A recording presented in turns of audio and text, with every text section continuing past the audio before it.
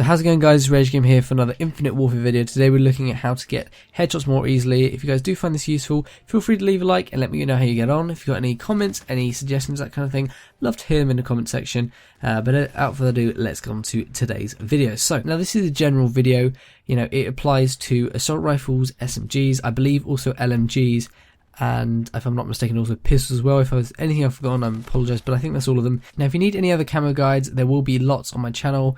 There'll be a playlist in the description, there'll be annotations and stuff on this video, so feel free to go and check that out if you need to. Without further ado though, let's get into today's video. And before we get into anything, quick tip I want to say is before you actually get your proper class and everything set up, I suggest you go into private match and you practice on bots getting headshots. It sounds silly at first, but when you practice it, you then get used to what will count as a headshot, where the head will be where you need to aim for. But in terms of game modes, I like free-for-all. For headshots, it's my favourite game mode simply because there's so many enemies, it's so easy to get kills, and there's, you know, you're probably on average going to get somewhere between 20 to 25, maybe even 30 kills on there. So there's a lot of kills up for grabs, and also, you know, none of them can be stolen by friendlies.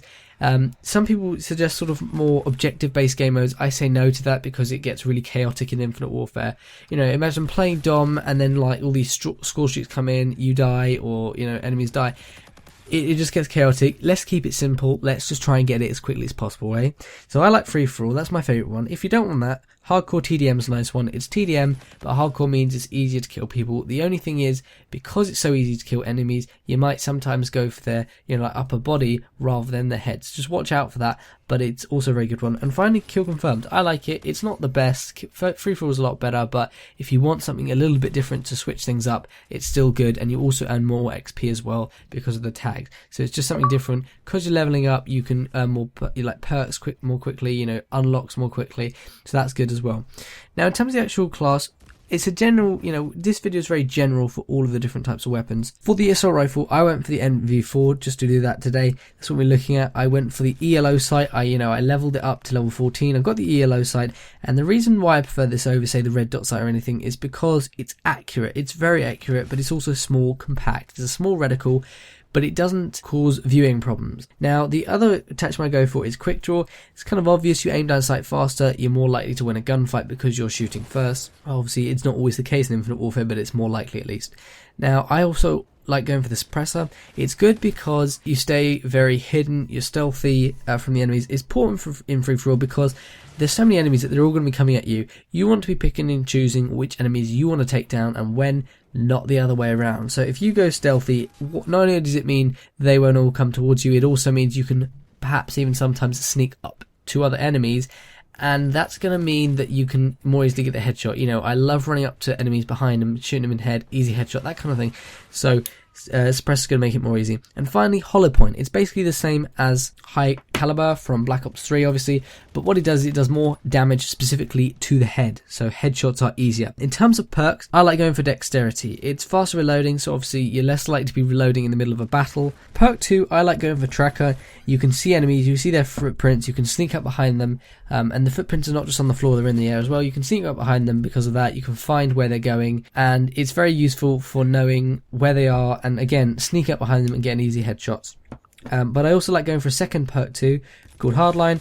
It's kind of obvious, but what it does is it makes score streaks easier to earn, and therefore UAVs are much easier to earn. So the good thing about that is that the more UAVs you have, the more, you know, the more people you can see on the map. You can see the enemies, where they are, just to get an idea even of like where they are and how close they are to you. Do you need to go to them? Do you wait for them to come in the corner? That kind of thing. And that's all very useful with UAVs, and Hardline just makes it easy to get. Now, in terms of the combat rig, it's not massively helpful, but there's 3 different options that I suggest going for. I personally like going for the third one. I'll talk to you about it in a second, but there's 3 here. The first one is going for FTL. If you use the whatever payload you want, that's not what we're interested in. In fact, don't use the payload. Have it equipped obviously, but don't actually use it because it takes away from your kills. For the trait, perception's good because what it means is that when enemies are looking at you but they're not on your screen and you can't see them, your screen will go yellow and you'll tell you that you need to turn around or get out of sight or something. That's very good as well. You can turn on enemies quickly and, you know, shoot them hopefully in the head as well. So that's very good. If you don't like that, that's fair enough. Ping's also good. It means when you kill enemies, ping will actually show up on your minimap where they are. So this is activated when you kill enemies. So it's basically good for finding where more enemies are to try and get more headshots on them. And third, we've got the Merc rig. His payload, I like going for the reactive armor. It's basically like kinetic armor. But again, don't really go for the more weapon kind of payloads. Only go for the ones that help you to survive. So that one's good. Now for the trait, I like going for infusion. You have higher health, obviously. That means you can take more damage before you can die when you're trying to shoot someone in the head. It's quite useful. That's the one I like going for, to be honest. But they're all three are good, so take your pick, basically. Now in terms of score streaks, again, UAV is brilliant. The counter UAV can be useful, but it's not essential at all. And then the third one, up to you. Generally, I don't like going for a third one because if it's a lethal, it's going to take away from your kills again, and it's going to mean you can get less possible headshots within that game. You want to get as many as possible as quickly as possible.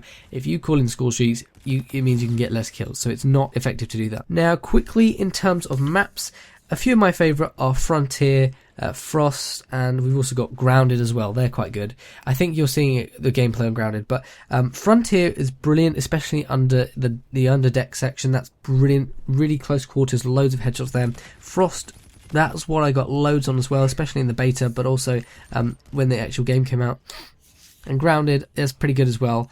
So just, I'll be doing a video soon of where the best spots are, the best maps for headshots, that kind of thing.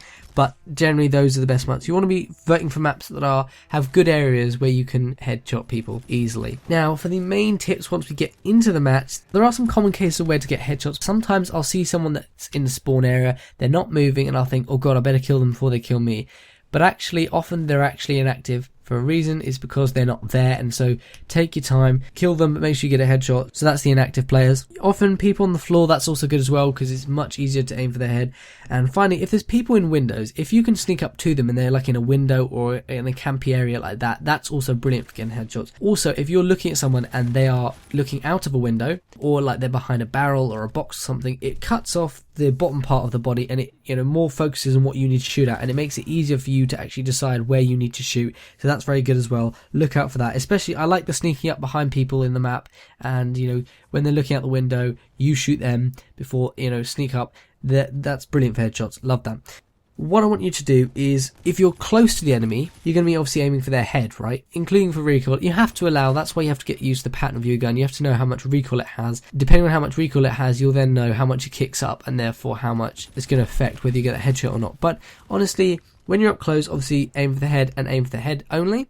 When they are at a further distance, because of the recoil, you have to actually take this into account. So what I would say is that if they're sort of mid to long range, you obviously the further away they are, the more that you increase this. But the further away they are, what you actually want to do is decrease the distance from the head. So when they're close to you, you aim for the head.